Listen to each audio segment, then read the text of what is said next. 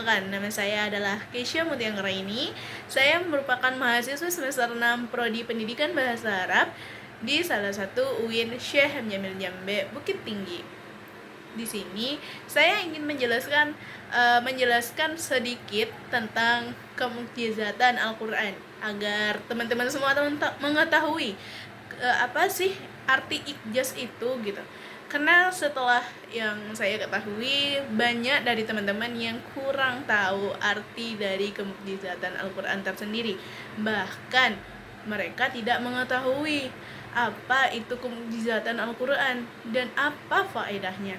Mari kita jelasin satu persatu. Tapi sebelum itu, saya akan menjelaskan dulu perkenalan tentang ikjaz Al-Qur'an, atau yang biasanya orang mungkin dengarnya dengan kemukjizatan Al-Qur'an, yang mana merujuk pada keistimewaan dan keajaiban Al-Qur'an yang tidak bisa ditandingi oleh manusia, baik dari segi isi, bahasa, maupun pengaruhnya. Kemukjizatan Al-Qur'an itu dia memiliki struktur bahasa yang unik. Gimana sih struktur bahasa yang unik? Nah, seperti dalam Al-Qur'an menggunakan gaya bahasa Arab yang sangat tinggi dan tidak bisa untuk ditiru. Bahkan oleh para penyair dan ahli bahasa Arab terhebat pada masanya. Terus juga mempunyai keseimbangan dan keindahan, yang mana terdapat keseimbangan antara makna dan bentuk, ritme dan rima dalam ayat-ayatnya. Lalu di dalam Al-Qur'an itu sendiri itu ada tantangan untuk menandingi, yang mana Al-Qur'an tersendiri menantang manusia untuk membuat satu surat saja yang serupa dengannya, yang mana terdapat pada surat Al-Baqarah ayat 23. Namun sampai saat ini yang saya ketahui tidak ada satupun yang mampu untuk menyamai Al-Qur'an. Kalau di dalam kemukjizatan ilmiahnya itu banyak juga yang bisa kita ambil. Yang pertama, di dalam Al-Qur'an itu, di dalam ayat Al-Qur'an itu banyak yang mengandung petunjuk ilmiah yang baru dipahami dan dibuktikan pada masa modern. Misalnya, yang pertama ada proses penciptaan manusia. Itu terdapat pada Quran surat Al-Mu'minun ayat 12-14. Lalu ada di ekspansi alam semesta. Itu terdapat pada Quran surat Az-Zariyat ayat 47. Dan yang terakhir yang saya ketahui itu di bagian gunung sebagai pasak bumi pada surat An-Naba ayat 6-7. Penafsiran ilmiah ini harusnya dilakukan dengan sangat hati-hati dan tidak boleh gegabah menghubungkan semua ayat penemuan modern dengan ayat-ayat Al-Qur'an tanpa landasan tafsir yang kuat.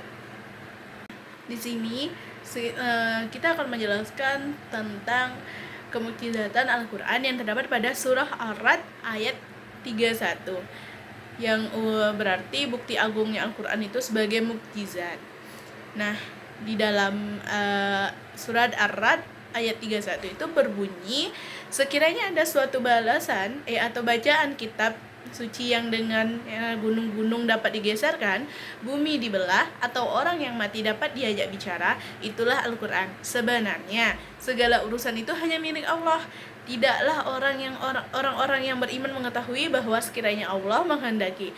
Tentu Allah telah memberikan petunjuk kepada manusia semuanya. Orang-orang yang kufur senantiasa ditimpa bencana disebabkan perbuatan mereka sendiri. Nauzubillah min zalik ya. Atau bencana itu terjadi di dekat tempat kediaman mereka sampai datang janji Allah. Sesungguhnya Allah tidak menyalahi janji.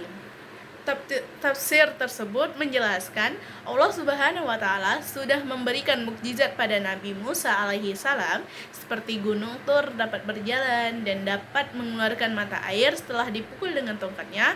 Lalu Allah juga telah memberikan mukjizat kepada Nabi Isa alaihi salam yang dapat menghidupkan kembali orang-orang yang telah mati. Namun Nabi Muhammad SAW dikaruniai mukjizat Al-Qur'an yang berisi bukti-bukti yang menunjukkan kebesaran kekuasaan Allah dan keindahan ciptaannya. Lalu surat Ar-Ra'd ayat 31 ini hanya menunjukkan keutamaan Al-Qur'an dibandingkan dengan kitab sebelumnya. Ibnu Katsir juga menggambarkan keagungan Al-Quran seperti tiada satupun orang, bahkan bila seluruh manusia dan jin bersatu, yang mampu menandingi satu surah saja untuk menyamai nama surah Al-Quran. Meski sudah banyak penjelasan mengenai keagungan Al-Quran, kerap kali juga kita masih banyak ditemukan orang-orang yang ingkar pada ayat-ayatnya. Nauzubillahi min dzalik. Nah, mungkin itulah yang saya dapati dari makna dari terjemahan yang terkandung pada surat Ar-Ra'd ayat 31. Mungkin jika ada salah-salah kata saya dalam berbicara tadi, saya minta maaf kepada semuanya yang mendengarkan. Saya mungkin cukup sekian, saya akhiri. Wabillahi taufik wal hidayah. Wassalamualaikum warahmatullahi wabarakatuh.